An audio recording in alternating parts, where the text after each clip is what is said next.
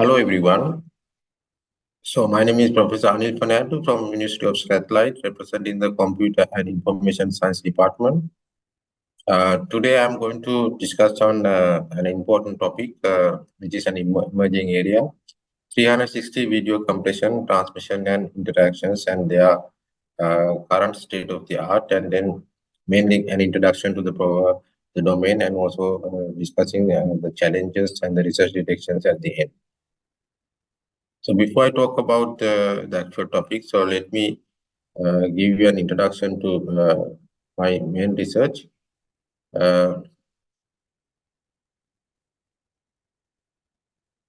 So here in Strathclyde, I have a multimedia communication research group, which has about 20 plus members working on different aspects of media processing and communications, mainly like vision processing and communication aspects. And currently, the main research areas are based on semantic communications, how semantics of the information can be used in media transmission domain. Especially, we are targeting on image and video transmission. So, current topics of interest are like semantic image and video transmission, semantic noise modeling, semantic quality modeling for media applications, and then machine-to-machine applications based on semantic communication for 6G applications. So probably most of you may know that semantic communication is considered as a major pillar of applications in 6G domain. And this is one of the main reasons that I have been working on semantic communication over 15 to 18 months now, and we are now producing interesting results on the media domain. And apart from that, I'm also, some of our researchers are working on video coding and communication aspects, conventional video codecs like HEVC and VVC domain applications, and how they can be used in 5G environments and error-prone environments.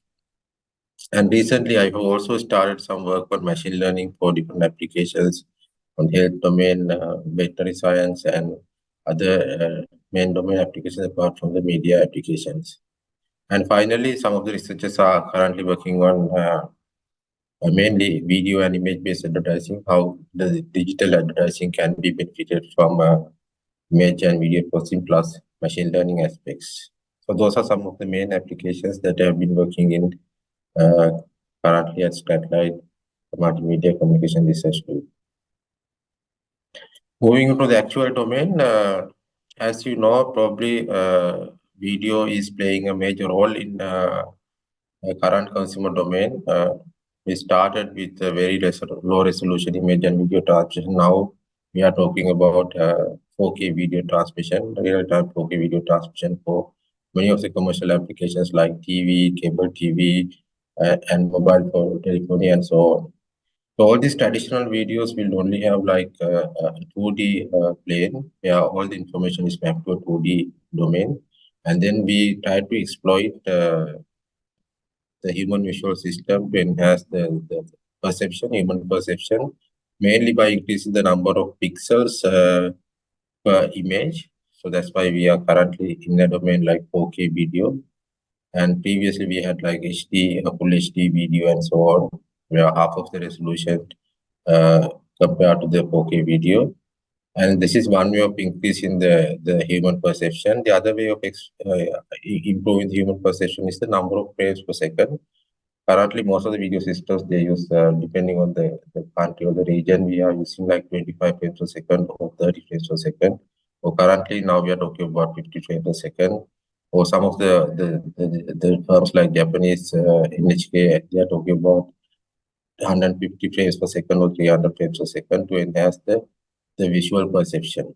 So you can increase all this resolution, but the problem is how to handle the bandwidth of the system resources to transmit them across 2 points. So higher the number of pixels per image or higher the number of frames per second will increase the bandwidth significantly. Moreover, if you talk about HDR, this is one way of enhancing the perceptual quality. which is like a number of bits per pixel. So currently, most of the video systems use 8 bits per pixel.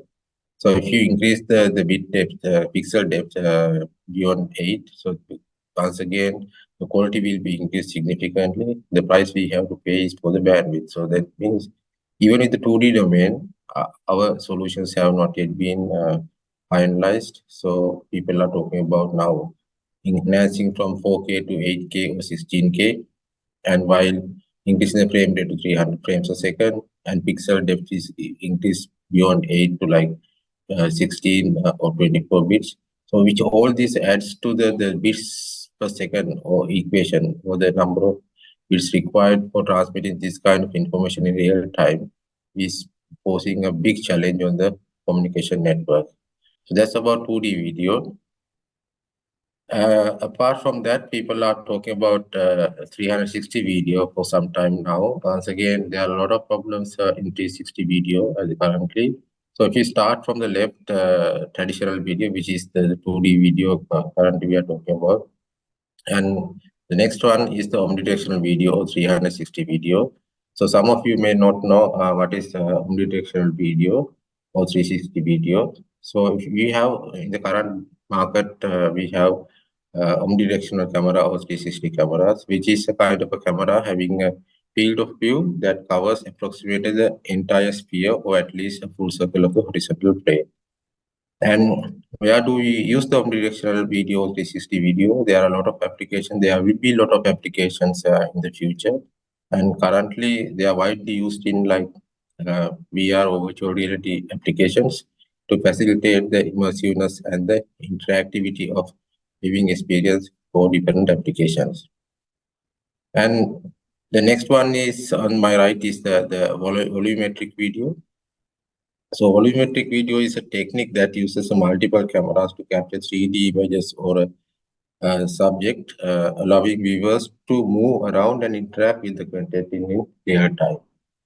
So some may ask what is the difference between the volumetric video and 360 video. So volumetric video is much different than 3D movies or 360-degree video, in that a user can experience a recording with 6 degrees of freedom. So we call it 6 DOA, including the XY traditional Cartesian domain XY and Z axis, the third axis, in addition to the pitch and the yaw and the roll. So therefore, all these 6 degrees of freedom can be experienced with volumetric video. So then the question comes is, what is the advantage of having volumetric video or the benefits of volumetric video? So some of the key advantages include the realism or the immersiveness. So it has a better realism and immersion experience compared to the 360 video. So ultimately, what people want is to get the same experience staying in place X. If you get the same experience in the place Y using the video information, so that's what exactly everybody wants. So we are getting towards that experience using the volumetric video. So by capturing and rendering real-world objects or people in these in 3 domains or 3 dimensions, 3D volumetric video capture provides a high level of realism or the immersiveness, enhancing the user experience and the engagement. So that's the main benefit of having volumetric video. So on the right, my last one is the light field and holography video. So those who do not know anything about light field and holographic video, so then I will explain what is the light field video. So the light field video camera is an array of CMOS image sensors for wide use of video image based rendering applications. So the device is mainly designed to record a synchronized video dataset coming from hundreds of cameras to a hard disk array using as few as one PC per 50 image sensors. So that's how we basically define the light field video. And so then the cameras, light field cameras, we also can find light field cameras nowadays. They are also known as panoptic cameras. So that is a kind of a camera that captures information about the light field in emanating from a source, that is the intensity of light in a scene, and also precise direction that the light rays are traveling in space. So that's the main purpose of the light field cameras. So if you talk about the hologram and what they are supposed to do, is like hologram technology is a three-dimensional projection created by the interference of light beams that reflects on real physical objects. So with the help of holograms technology, you can be sitting at home and be projected to any other locations you need to be in the space. So hologram represents, as you know, a recording of information regarding the light that come from the original scene as scattered in a range of directions, rather than from only one direction. So as in the photograph only takes one directional view of the scene, whereas hologram considers different views. So basically, this allows the scene to be viewed from a range of different angles, as if it were still present. So that's the main advantage of having a holography. So as you can imagine now, when you move from left to right, left is also not stabilized at the moment. So this is also expanding. And if you go along towards the right direction, you can imagine that how difficult it is to manage the bandwidth requirement in communication channels. So that's the current state of the immersiveness of video delivery options. So if you go towards the right direction, you get better experience, but we have to pay a huge price in terms of bandwidth. Okay, I'll quickly go through 360 video application introduction. So we have on the left side omnidirectional view captured from omnidirectional camera. So you can see for the 2D space, you don't see much of the information from the omnidirectional camera. But on the right hand side, the same scene is captured from few different directions using few different cameras, and that is defined as a multi-view. So our main discussion is based on the omnidirectional, which is a 360 video. So now this diagram represents the whole end-to-end system. We have the capturing of the video, and then stitching the video frames, and then the projections. After the projection, we have the encoding process like the 2D video, and then we transmit the video, decode it, and then render it, and scanning, and then viewing. So the display, 360 display. So the things in the middle, the yellow under the yellow bar, which is not going to be present in the 2D video. So 2D video, just capture it, encode it, decode it, and view it. And this is the 360-degree video coding pipeline in detail. So we have the acquisition process, encoding, channel, or the transmission, decoding, and consumption. So in the acquisition, we have either mono or stereo optical acquisition from the image from the object. And then we stitch them, projection to code to the geometry, then frame packing. And then once the frame packing is done, we use the 2D conventional video encoders to encode it. And as the decoder, so you do the reverse operation. We unpack the frame and conversion to display geometry, rendering it, and then use the display, which is normally a head-mounted display. So 360 video coding is the key research at the moment. So how do you compress this massive data into a kind of a tolerable data stream which can be used with the existing communication networks? So the main research topics that anybody can consider in this domain is the quality evaluation. How we are going to evaluate the quality, 360 video quality, the projection techniques, rendering techniques, encoding techniques, and the decoding techniques. So these are the main key research challenges in the domain at the moment. So for example, so this is the projection. So on the left side, we have the sphere-like information captured from omnidirectional 360 camera. And we map this into a 2D plane using a projection technique. So you can see that if you with respect to the 0 degree, which is the center line, and if you go on up and down, and information is oversampled, so there's a nonlinearity is introduced in the 2D plane. And this is the reverse operation of rendering the 2D space into inner surface of the sphere. And these are kind of the field of view or FOV viewport generation for different applications. So from the same scene, only at a given time, we are only looking at a specific direction. So you don't need to send all the information to render that viewport.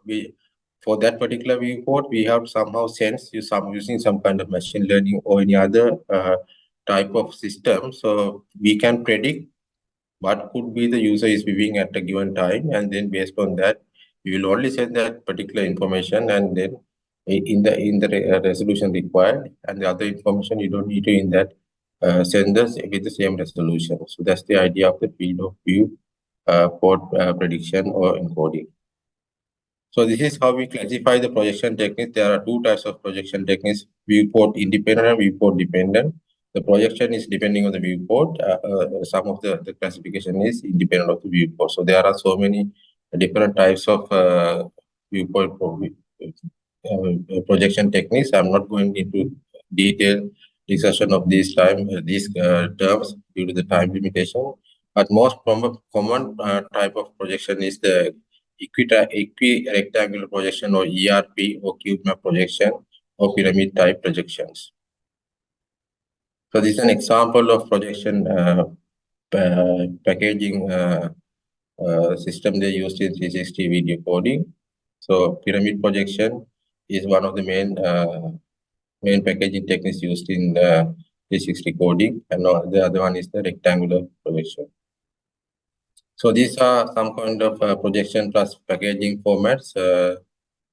All the explanations are given here, the viewpoint information, the view information for all these projection plus packaging formats.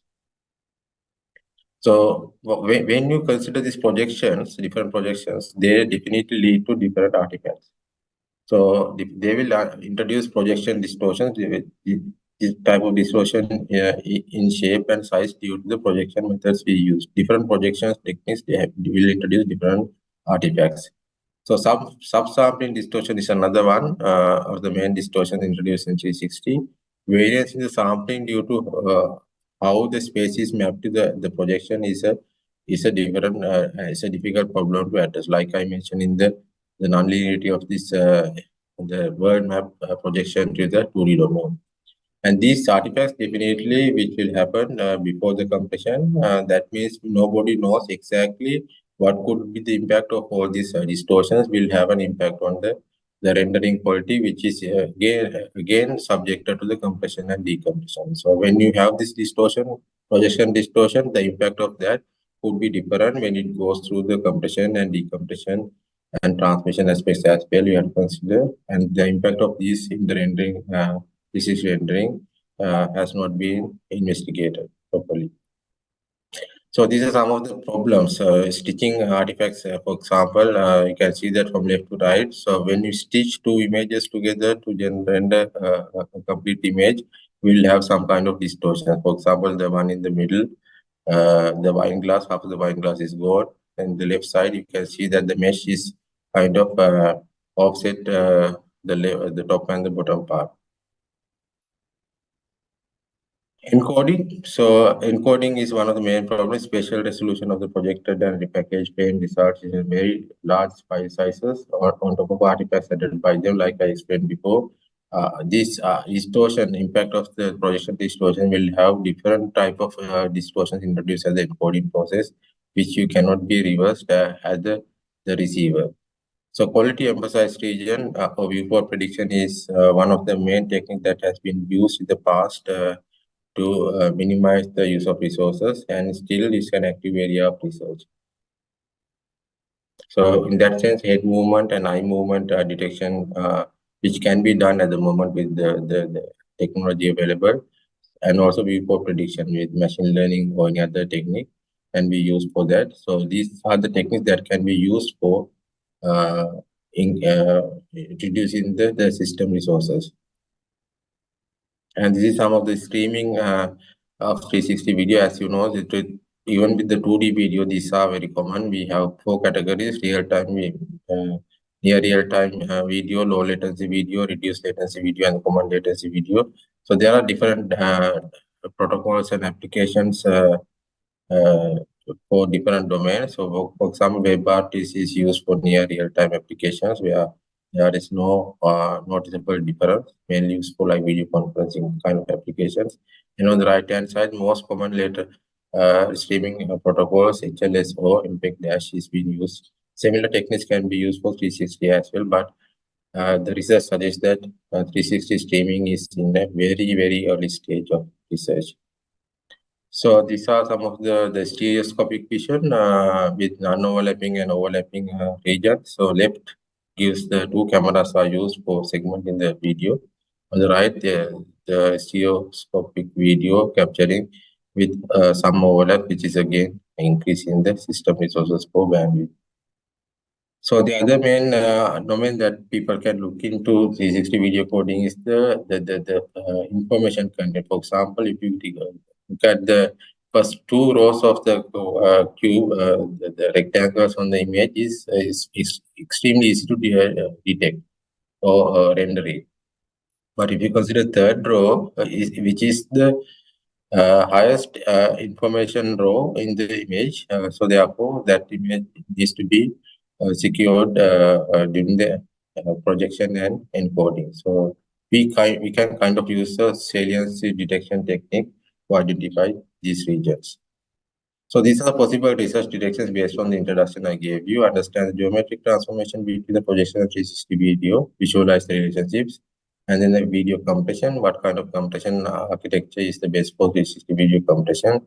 And implement the semantic communication based compression for 360 video, and how because semantic communication is really important here for 360 because there can be a lot of correlations which cannot be exploited by the conventional video codecs such as VVC.